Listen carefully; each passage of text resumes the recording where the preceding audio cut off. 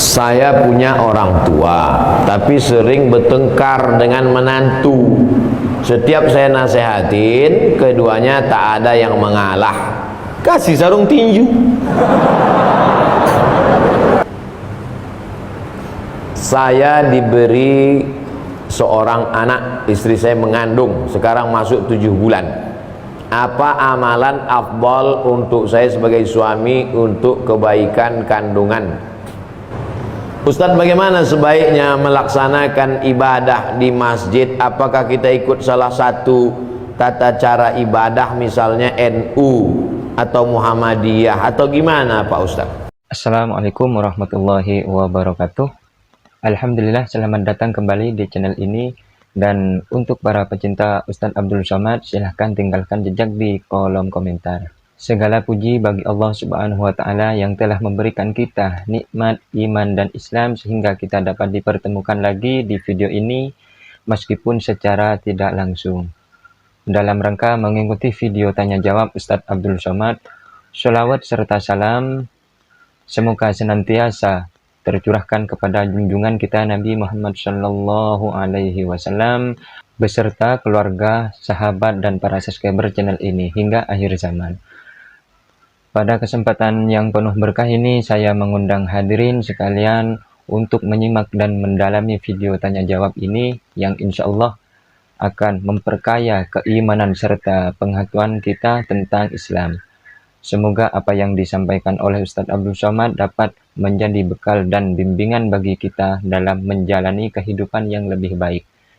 Mari kita simak video ini dengan khusyuk. Semoga Allah Subhanahu wa Ta'ala memberikan keberkahan, rahmat, serta hidayahnya kepada kita semuanya. Amin, amin, ya rabbal alamin. Langsung saja kita tonton videonya. Tanya jawab bersama Ustadz Abdul Somad. Mau tanya Ustadz, apa solusi mertua dan menantu agar tidak bertengkar? Langsung saja kita tonton videonya. Saya punya orang tua, tapi sering bertengkar dengan menantu. Setiap saya nasihatin, keduanya tak ada yang mengalah. Kasih sarung tinju.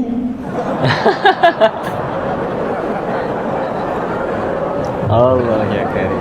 Bagaimana caranya supaya orang tua saya dan menantunya itu bisa akur kembali tanpa menyakiti keduanya Pak Ustadz? Arisan keluarga, undang Ustadz. Ustadz yang lembut. Jangan Ustadz yang keras kasar macam saya yang lembut. Ibu, bapak, lembut, baik. Nah, kasih tahu dia tentang bahayanya ini segala macam. Nanti dia yang ceramah. Bahannya dari bapak, tapi lidahnya yang dipakai lidah Ustadz. Gitu.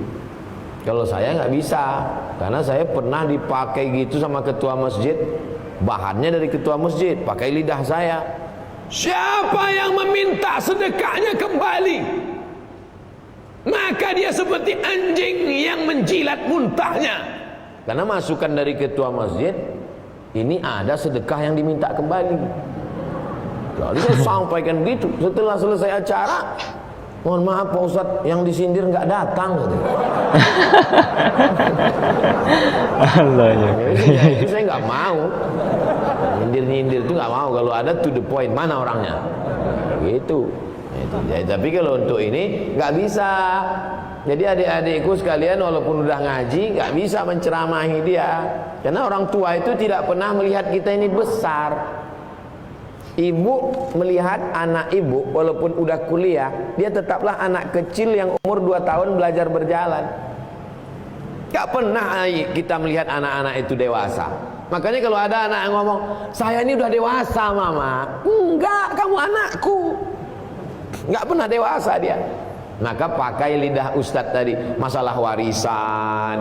Jadi jangan lagi acara arisan keluarga itu cekakak cekiki, foto nggak tentu arah. Kita udah selesai dengan itu, tapi fotonya tetap, silaturahimnya tetap, tapi diisi dengan apa target yang mau dicapai dari silaturahim itu.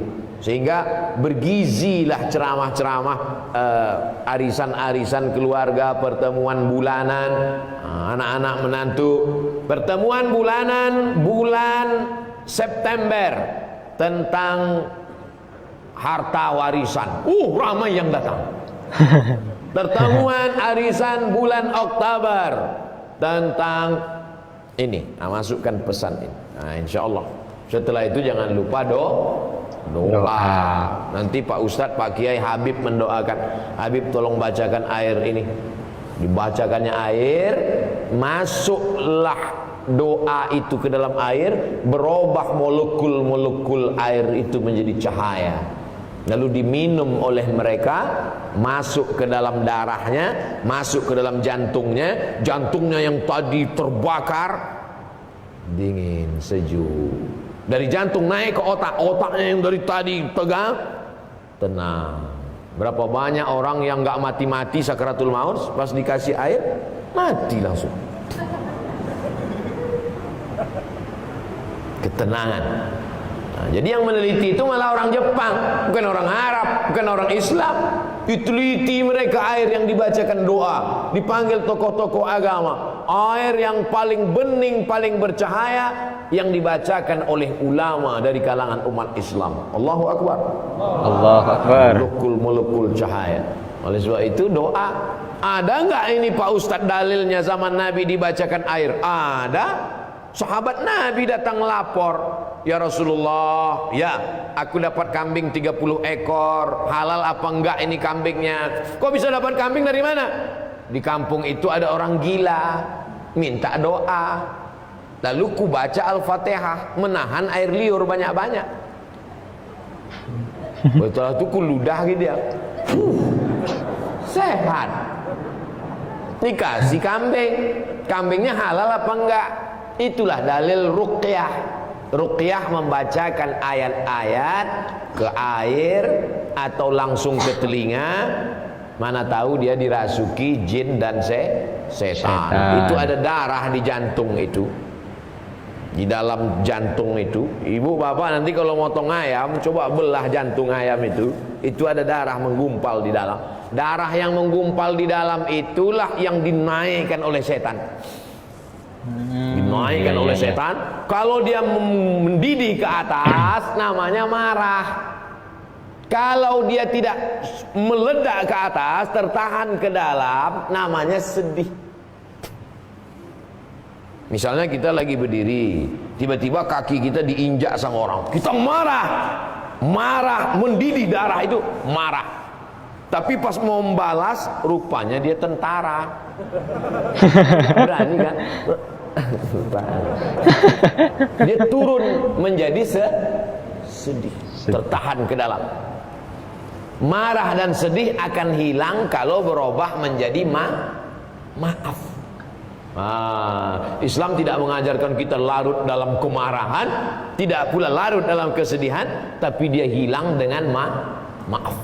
Itu dengan doa-doa itulah orang menjadi maaf. Oke, lanjut saja ke video kedua teman-teman. Di video kedua ini tanya jawab bersama Ustadz Abdul Somad. Khusus para suami, ini dia amalan yang afdol untuk anak yang lagi dikandung agar jadi anak yang soleh atau soleha. Langsung saja kita simak videonya. Saya diberi seorang anak, istri saya mengandung, sekarang masuk 7 bulan. Apa amalan afdal untuk saya sebagai suami untuk kebaikan kandungan? Perempuan yang sedang hamil itu hatinya risau, takut nanti melahirkan susah, takut nanti sesar, takut diganggu jin. Maka hatinya tenang dengan zikir, banyak-banyak sholawat. Allahumma sholli ala sayyidina Muhammad wa ala ali sayyidina Muhammad. Allahumma sholli ala sayyidina Muhammad wa ala ali sayyidina Muhammad.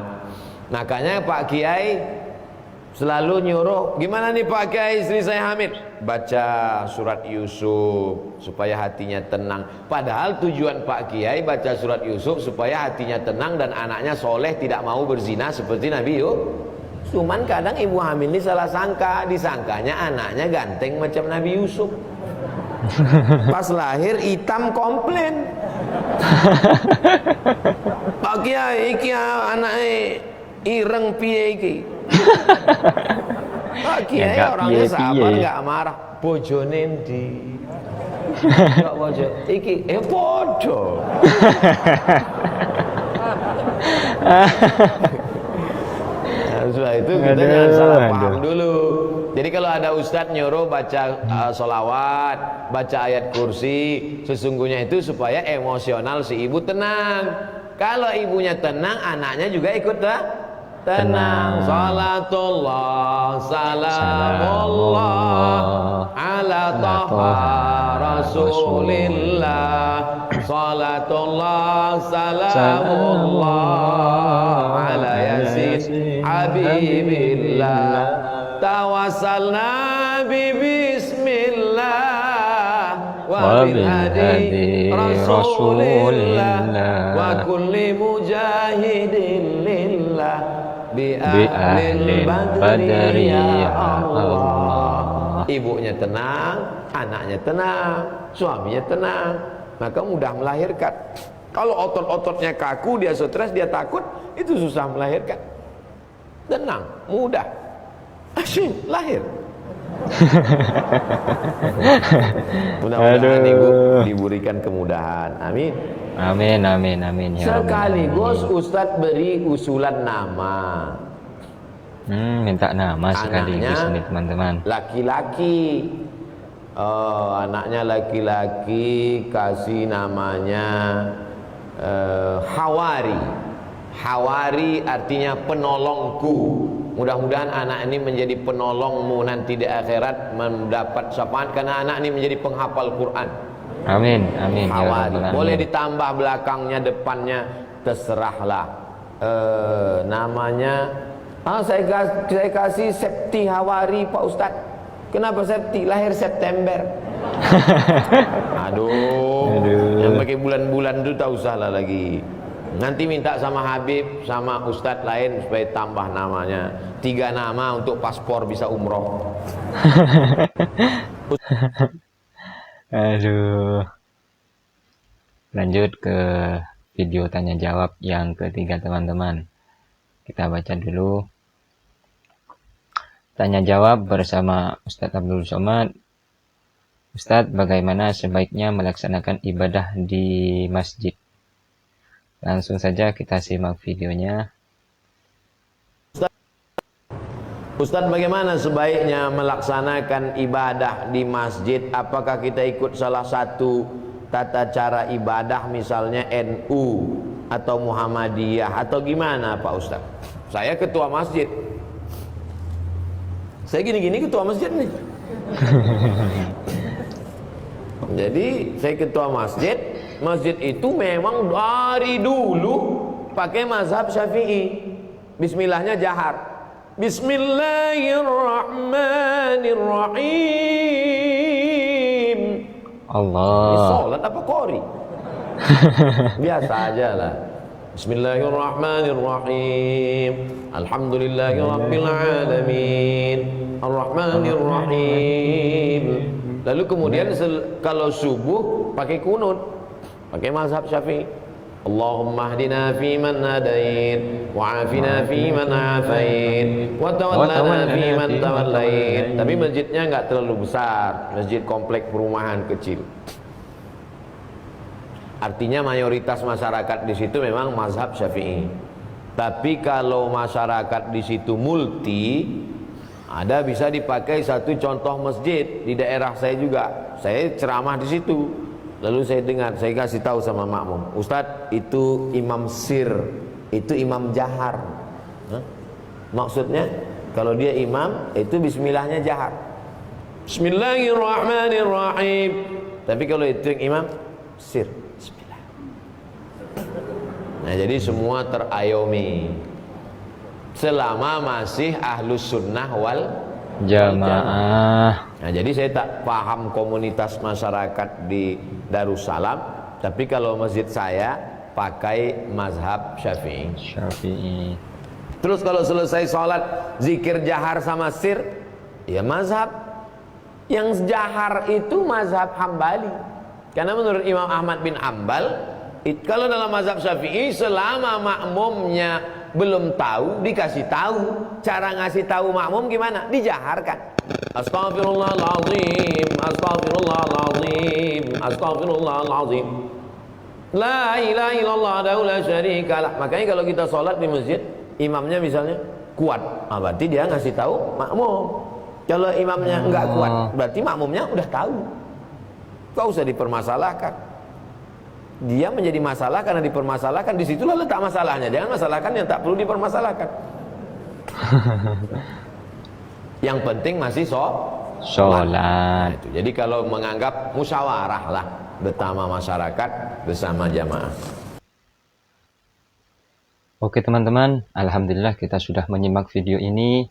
Semoga apa yang kita pelajari bersama dapat memperkuat iman, menambah ilmu, dan mendekatkan kita kepada Allah Subhanahu wa Ta'ala. Mari kita amalkan setiap nasihat dan petunjuk yang telah disampaikan oleh Ustadz Abdul Somad.